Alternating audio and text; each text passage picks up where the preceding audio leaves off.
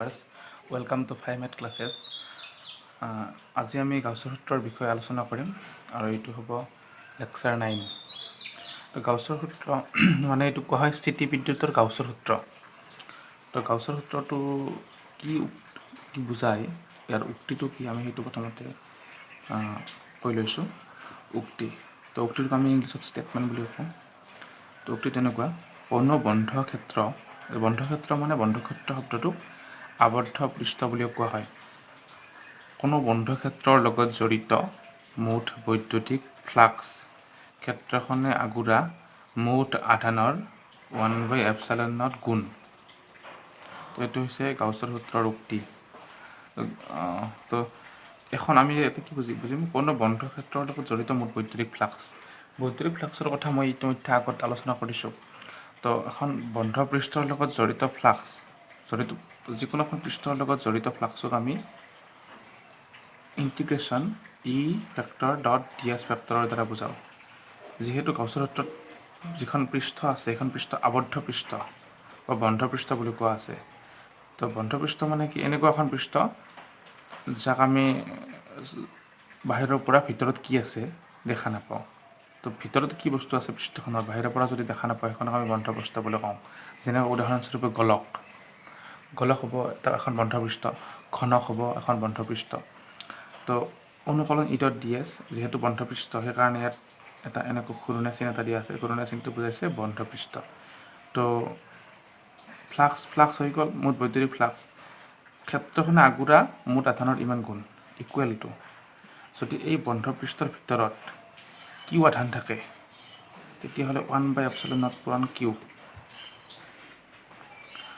হ'ব।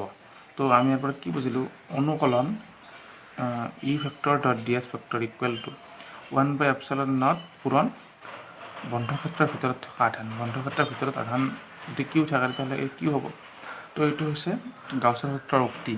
তো গাউছৰ সূত্ৰটো হ'ল, এতিয়া গাউছৰ সূত্ৰটো আমি প্ৰমাণ কৰিম।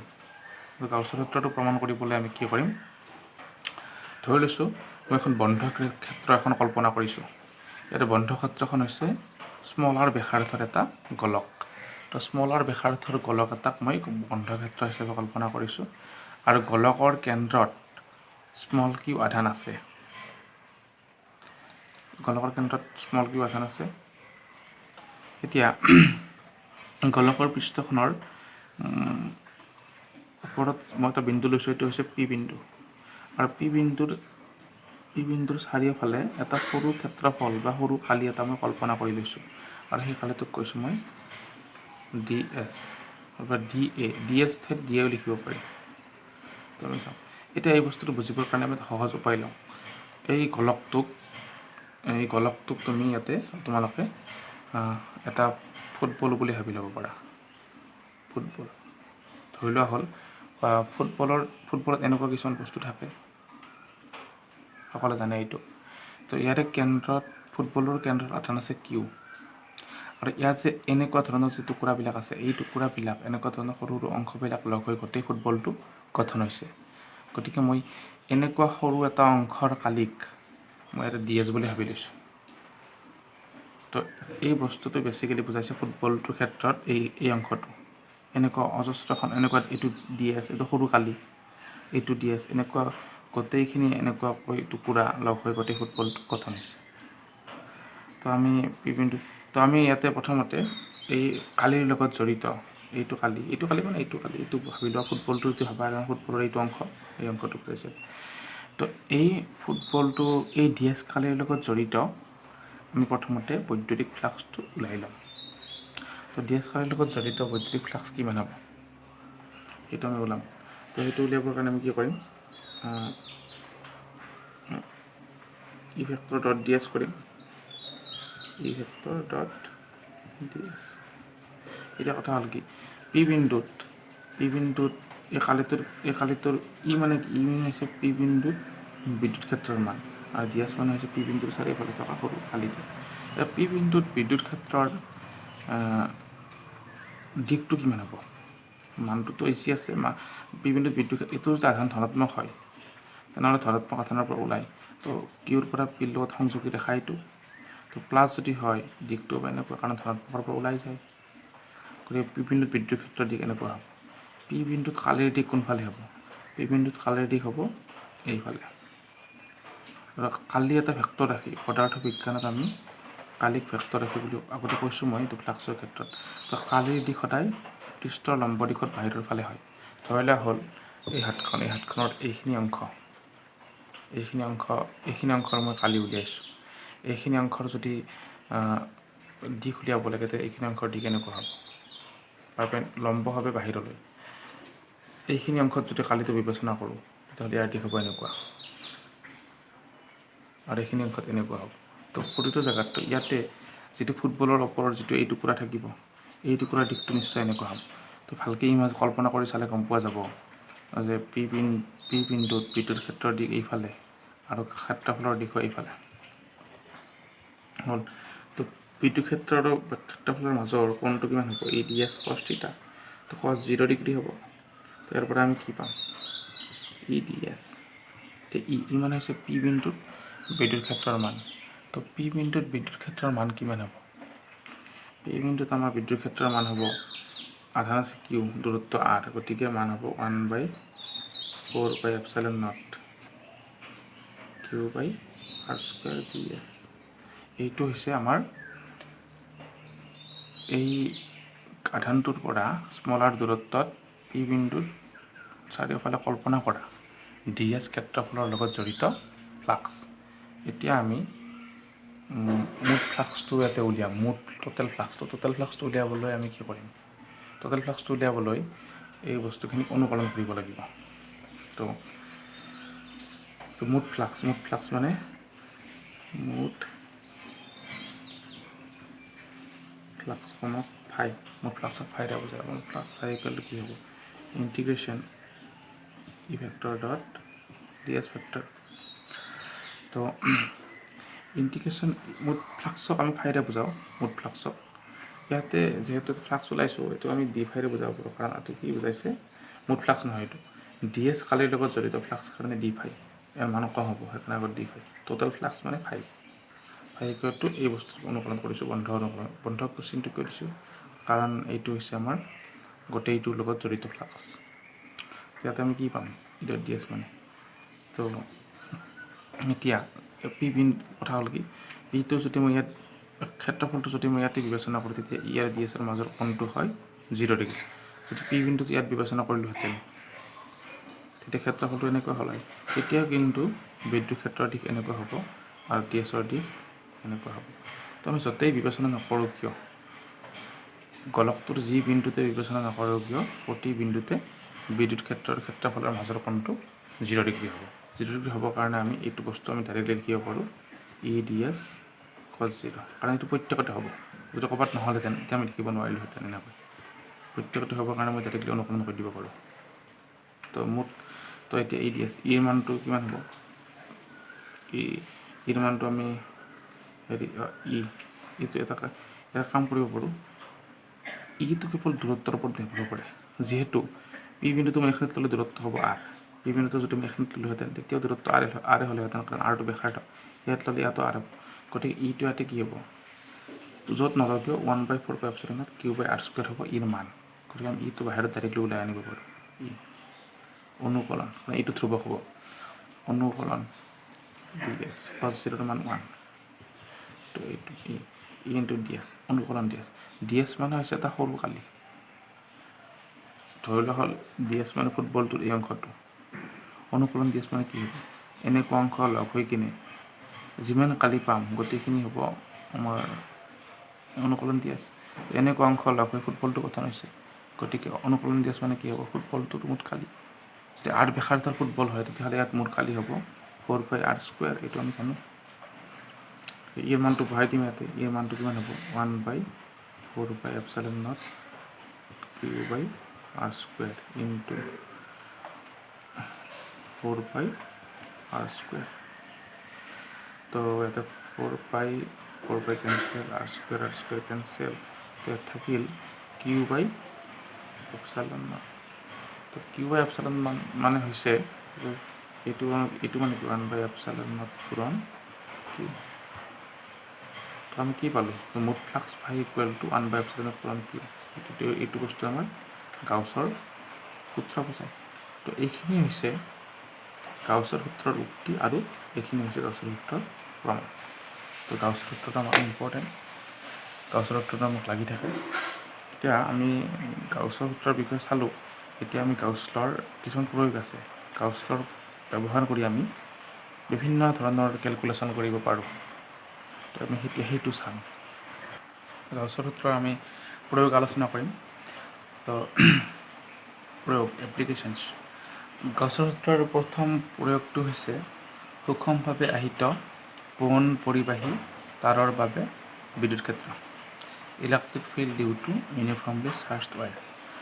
সুষমভাৱে আহিত মানে কি, এডাল আমি তাঁৰ লৈছোঁ, এডাল তাঁৰ ধনাত্মকভাৱে আহিত, মই ভাবি লৈছোঁ ধনাত্মকভাৱে আহিত, প্লাছ প্লাছ প্লাছ। সুষমভাৱে আহিত মানে কি, এই তাঁৰডালৰ প্ৰতিটো জেগাত বা প্ৰতিটো অংশত চাৰ্জৰ পৰিমাণটো সমানভাৱে আছে।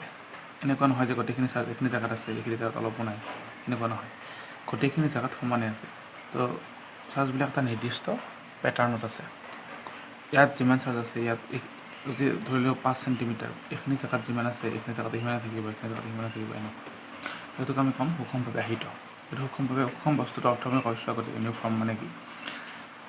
তো এই তাঁৰডালৰ ধনাত্মকভাৱে আহিত এইডাল সুষমভাৱে আহিত এইডাল তাঁৰ। সেই তাঁৰডালৰ পৰা স্মল আৰ দূৰত্বত মই যিকোনো এটা বিন্দুত স্মল আৰ দূৰত্বত অৱস্থিত ধৰি লোৱা হ'ল পি বিন্দুত বিদ্যুৎ ক্ষেত্ৰৰ মানটো উলিয়াব লাগে। তো আমি গাউছৰ সূত্ৰ প্ৰয়োগ কৰি এই কামটো কৰিব পাৰোঁ। আমি এইটো কৈ দিছোঁ, ধনাত্মকভাৱে আহিত আৰু সুষমভাৱে আহিত পৰিবাহী তাঁৰ এডালৰ পৰা স্মল আৰ দূৰত্বত অৱস্থিত পি বিন্দুত গাউছৰ সূত্ৰ প্ৰয়োগ কৰি বিদ্যুৎ ক্ষেত্ৰৰ মান উলিয়াব লাগে। সেইটো আমি কেনেকৈ কৰিম? তো গাউছৰ সূত্ৰ প্ৰয়োগ কৰিবৰ বাবে যিটো বিন্দুত বিদ্যুৎ ক্ষেত্ৰ উলিয়াব লাগে, আমি এটা বস্তু ইয়াতে ধৰি ল'ব লাগিব। সেইটোক কয় গাউছীয় পৃষ্ঠ। গাউছীয় পৃষ্ঠ ইংলিছত কোৱা হয় গছিয়ান ছাৰফেচ। তো আমি ইয়াতে এখন গাউছীয় পৃষ্ঠ এখন কল্পনা কৰি ল'ম। তো মই ইয়াতে মূলতে কিবা যিকোনো গাউছৰ সূত্ৰ যদি প্ৰয়োগ কৰিব লাগে, তেতিয়াহ'লে আমি সদায় গাউছীয় পৃষ্ঠ এখন কল্পনা কৰি ল'ব লাগিব। তো আমি ইয়াতে গাউছীয় পৃষ্ঠ হিচাপে মই ইয়াতে এটা চিলিণ্ডাৰ এটা ল'ম। চিলিণ্ডাৰ এটা গাউছীয় পৃষ্ঠ হিচাপে ল'ম। মই গাউছীয় পৃষ্ঠখন এনেকৈ ল'ম যাতে এই পি বিন্দুটো যিখন পৃষ্ঠ ল'ম তাৰ পৃষ্ঠৰ ওপৰত পৰে। তো মই ইয়াতে চিলিণ্ডাৰ এটা ল'ম। চিলিণ্ডাৰ এটা এনেকৈ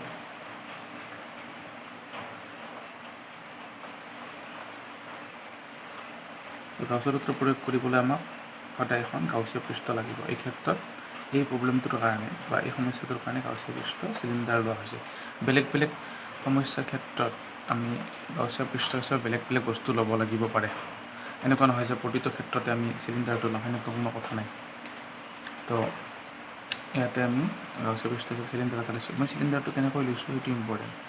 যাতে চিলিণ্ডাৰৰ যিখন পৃষ্ঠ আছে, এই পৃষ্ঠখন যাতে এই যিখন পৃষ্ঠ আছে, ধৰি লওক এইটো চিলিণ্ডাৰ বুলি ভাবি লওঁ, এই যিখন পৃষ্ঠ আছে সেইখন কয় বক্ৰ পৃষ্ঠ। এই পি বিন্দুটো সেই পৃষ্ঠখনৰ ওপৰত আছে কিন্তু। তো এই পি বিন্দুটো সেই চিলিণ্ডাৰৰ বক্ৰ পৃষ্ঠৰ ওপৰত পৰিব লাগিব। যদি মই এটা যদি চিলিণ্ডাৰ নহ'লে ইয়াতে গোলক ল'লোহেঁতেন, এতিয়াও নিয়মটো কি, এই পি বিন্দুটো সেই গোলকৰ পৃষ্ঠৰ ওপৰত থাকিব লাগিব। এইটো হৈছে নিয়ম। এইটো নিয়মটো সকলোতে থাকে। তো মই সেনেকৈ লৈছোঁ।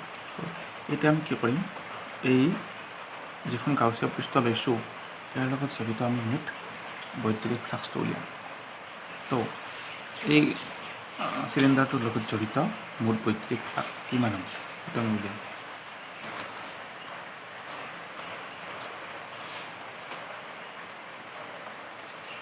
এই চিলিণ্ডাৰৰ 3খন পিঠি আছে। এইখন 1 নম্বৰ পিঠি, এইখন হৈছে 2 নম্বৰ পিঠি আৰু এইখন হৈছে 3 নম্বৰ পিঠি। 1 নম্বৰ পিঠিখন আছে, 1 নম্বৰ আৰু 2 নম্বৰ পিঠিখন ফ্লেট, মানে এনেকুৱা। চাপ'জ দেখুৱাই দিছোঁ, এইটোকে চিলিণ্ডাৰ বুলি ভাবি লোৱা হ'ল। এইখন হৈছে 1 নম্বৰ পিঠি, এইখন হৈছে 2 নম্বৰ পিঠি, আৰু এই যিখন আছে এইখন এই বেকাখন এইখন হৈছে 3 নম্বৰ পিঠি। তো আমি ইয়াতে 1 নম্বৰ পিঠি 2 নম্বৰ পিঠি 3 নম্বৰ পিঠি মিলি এই চিলিণ্ডাৰটো গঠন হৈছে। এতিয়া আমি চাম 1 নম্বৰ পিঠিৰ যিটো ক্ষেত্ৰফল আছে ইয়াৰ দিশ কোনফালে আছে। 1 নম্বৰ পিঠিৰ ক্ষেত্ৰফলৰ দিশ ওপৰফালে হ'ব, কাৰণ মই কৈছোঁ যে পিঠিৰ সদায় পৃষ্ঠৰ লম্বভাৱে হয় আৰু বাহিৰৰ ফালে হয়, ভিতৰৰ ফালে হ'ব নোৱাৰে, ভিতৰৰ ফালে বাহিৰৰ ফালে হ'লে এইটো হ'ব লাগিব, ভিতৰৰ ফালে হ'ব নোৱাৰে। গতিকে 1 নম্বৰ পিঠিৰ কাৰণে DS-ৰ দিশ এইটো, 2 নম্বৰ পিঠিৰ কাৰণে ক্ষেত্ৰফলৰ দিশ হ'ব তলফালে, লম্বভাৱে বাহিৰলৈ।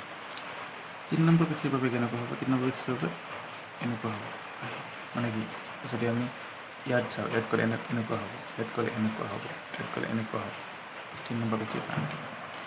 তো ইয়াতে এতিয়া নেক্সট প্ৰতিখন পিঠিতে বিদ্যুৎ ক্ষেত্ৰৰ দিশটো কোনফালে হ'ব আমি সেইটো চাই লওঁ। 1 নম্বৰ পিঠিত 1 নম্বৰ পিঠি হওক 2 নম্বৰ হওক 3 নম্বৰ হওক কোনো কথা নাই, বিদ্যুৎ ক্ষেত্ৰৰ দিশটো সদায় এনেকুৱা হ'ব, এইটো এনেকুৱা হ'ব, কাৰণ প্লাছৰ পৰা আমাৰ কি হ'ব ওলাই যাব, দুয়োফালে চালে এনেকুৱা হ'ব। তো এনেকুৱা হ'ব, ইয়াত যিহেতু ধনাত্মক আধান আছে এনেকুৱা হ'ব। তো বিদ্যুৎ ক্ষেত্ৰৰ দিশটো এনেকুৱা হ'ব। এতিয়া আমি চাওঁ 1 নম্বৰ পিঠিৰ কাৰণে এই বিদ্যুৎ ক্ষেত্ৰ আৰু DS-ৰ মাজৰ কোণটো 90 ডিগ্ৰী। 2 নম্বৰ পিঠিৰ কাৰণে এইটো এনেকুৱা হ'ব, 2 নম্বৰ পিঠিৰ কাৰণে E আৰু DS-ৰ মাজৰ কোণটো 90 ডিগ্ৰী।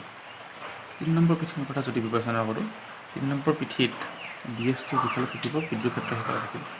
3 নম্বৰ পিঠিত যদি আমি এইখিনি জেগাত এটা কালি লওঁ, DS-টো থাকিব এইফালে, E থাকিব এইফালে, এইখিনি জেগাত যদি কালি লওঁ, E থাকিব এইফালে, DS থাকিব এইফালে।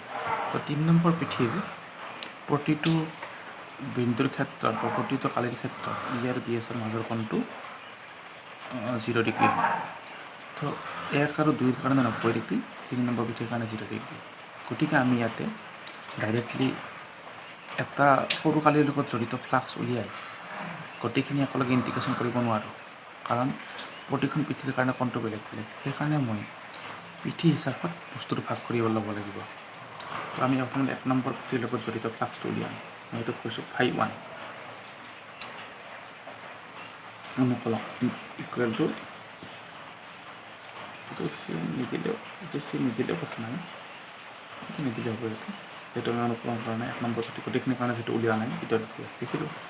প্ৰথম পিঠিৰ কাৰণে EDS cos 90, 1 নম্বৰ পিঠিৰ কাৰণে DS-টো ইফালে, ইটোতো সদায় ইফালে আছে প্ৰতিটো জেগাতে, গতিকে এনচাৰটো 0, φ1 টো 0। চিমিলাৰলি যদি মই φ2 কৰোঁ, φ2 মানে এইখন পিঠি, তেতিয়া এনচাৰটো 0 হ'ব, কাৰণ কোণটো 90 হ'ব। এতিয়া φ3, গতিকে আমি φ3 কৰিম, φ3 কৰিলে কিমান পাম,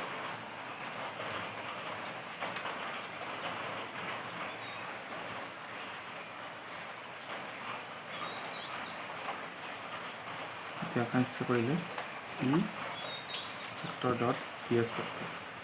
তো 3 নম্বৰ পিঠি মানে বক্ৰ পিঠি, এইখন হৈছে সমতল পিঠি, 1 নম্বৰ 2 নম্বৰখন সমতল পিঠিৰ কাৰণে ফ্লাক্সটো 0 গ'ল।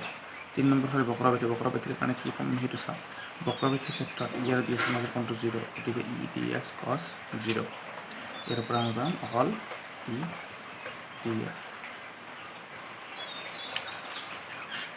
DS-ৰ মানটো কিমান হ'ব,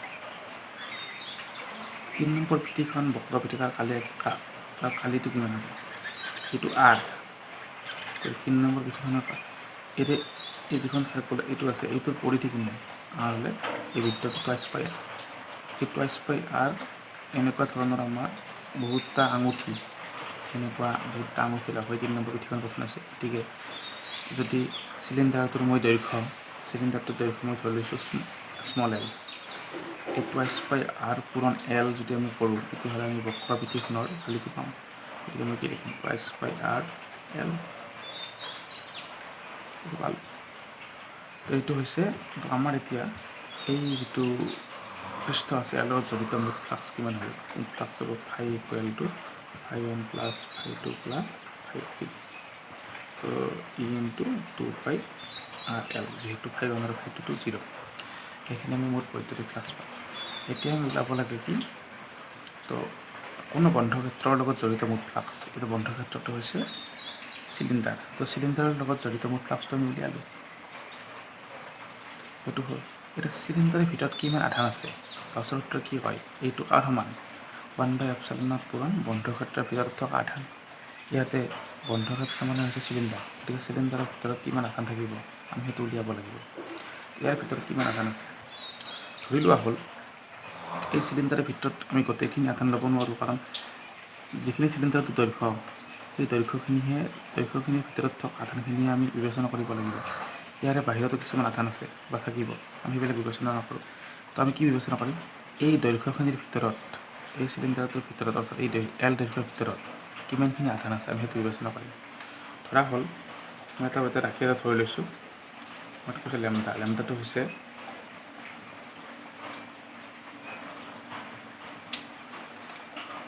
প্ৰতি একক দৈৰ্ঘ্যত থকা আধানৰ পৰিমাণ লেমডা হিচাপে ধৰি লৈছোঁ ইয়াতে প্ৰতি একক দৈৰ্ঘ্যত থকা আধানৰ পৰিমাণ লেমডা এতিয়া প্ৰতি একক দৈৰ্ঘ্যত থকা আধানৰ পৰিমাণ লেমডা গতিকে আমি যিটো ধৰি লওঁ আমি চিলিণ্ডাৰটোৰ ভিতৰত কিমান আধান আছে সেইটো ইজিলি উলিয়াব পাৰিম চিলিণ্ডাৰৰ দৈৰ্ঘ্য কিমান L গতিকে একক দৈৰ্ঘ্যত থকা আধানৰ পৰিমাণ লেমডা গতিকে L দৈৰ্ঘ্যত থকা আধানৰ পৰিমাণ কিমান হ'ব লেমডা L গতিকে ইয়াতে কিউৰ মান কিমান হ'ব লেমডা L এইটো হ'ব এই কথাটো মই আৰু এবাৰ কৈছোঁ ধৰি লোৱা হ'ল এই চিলিণ্ডাৰ এই যিটো তাঁৰ আছে এই তাঁৰডালৰ দৈৰ্ঘ্য আমাৰ 20 সেণ্টিমিটাৰ তো ইয়াৰে 1 সেণ্টিমিটাৰত থকা আধানৰ পৰিমাণ 2 কুলম এতিয়া 20 সেণ্টিমিটাৰ তাঁৰডালৰ 10 সেণ্টিমিটাৰ এই চিলিণ্ডাৰটোৰ ভিতৰত আছে বাকী 10 সেণ্টিমিটাৰটো বাহিৰত আছে এইফালে 5 আছে এইফালে আছে 5 গতিকে এই চিলিণ্ডাৰটোৰ ভিতৰত থকা আধানৰ পৰিমাণ কিমান হ'ব 1 সেণ্টিমিটাৰত থকা 2 কুলম 10 সেণ্টিমিটাৰ ভিতৰত কিমান থাকিব 2 পূৰণ 10 ইয়াতে সেই 2 ঠাইত আমি ইয়াতে কি লিখিছোঁ লেমডা আৰু 10 ঠাইত আমি কি লিখিছোঁ L কথা ইমান ইয়াত লেমডা হৈছে সেইটো গতিকে এতিয়া আমি গাউছৰ সূত্ৰ মতে উভয়াই দিম তো গাউছৰ সূত্ৰ মতে আমি কি লিখিম এতিয়াকে গাউছৰ সূত্ৰ আমি জানো যে ফ্লাক্স ফাই ইকুৱেল টু 1/ε0 পূৰণ কিউ গতিকে তাৰ পৰা আমি কি পাম ফ্লাক্স ফাইৰ মানটো কিমান আছে E into flux phi RL equal to 1/ε0 পূৰণ কিউৰ মান কিমান লেমডা L তো ইয়াৰ পৰা L কেঞ্চেল যাব E ইকুৱেল টু লেমডা বাই 2 পাই R/ε0 এইটো হ'ব বিদ্যুৎ ক্ষেত্ৰৰ মান তো এই চিলিণ্ডাৰটোৰ পৰা এই তাঁৰডালৰ পৰা বা পোন পৰিবাহী তাঁৰডালৰ পৰা স্মলাৰ দূৰত্বত অৱস্থিত P বিন্দুত বিদ্যুৎ ক্ষেত্ৰৰ মান হ'ব E ইকুৱেল টু লেমডা বাই 2 পাই R/ε0 তো বস্তু কাৰ ওপৰত নিৰ্ভৰ কৰে দূৰত্বৰ ওপৰত নিৰ্ভৰ কৰে সেইটো আমি আগৰ পৰা জানো যে বিদ্যুৎ ক্ষেত্ৰৰ দূৰত্বৰ ওপৰত নিৰ্ভৰ কৰে আধানৰ পৰা আৰু ইয়াতে এক্সট্ৰা বস্তু এটা আছে লেমডা মানে হৈছে প্ৰতি একক দৈৰ্ঘ্যত থকা আধানৰ পৰিমাণ তো এই দুটা বস্তুৰ ওপৰত মূলতঃ নিৰ্ভৰ কৰে এতিয়া কথাটো হ'ল কি বিদ্যুৎ ক্ষেত্ৰৰ তো আমি ইয়াতে গাউছৰ সূত্ৰৰ সহায়ত এই তাঁৰৰ বাবে সৃষ্টি হোৱা বিদ্যুৎ ক্ষেত্ৰৰ মানটো সহজে উলিয়ালোঁ তো এই গাউছৰ সূত্ৰত আমাৰ বিভিন্ন ধৰণৰ এনেকুৱা প্ৰয়োগ আছে আৰু 1 নম্বৰ প্ৰয়োগ আমি আলোচনা কৰিলোঁ আমি নেক্সট লেকচাৰত ইয়াৰে 2 নম্বৰ আৰু 3 নম্বৰ প্ৰয়োগটোৰ বিষয়ে আলোচনা কৰিম তো সকলোৱে বস্তুখিনি বুজি পাব বুলি মই আশা কৰিছোঁ থেংক ইউ ফৰ ৱাচিং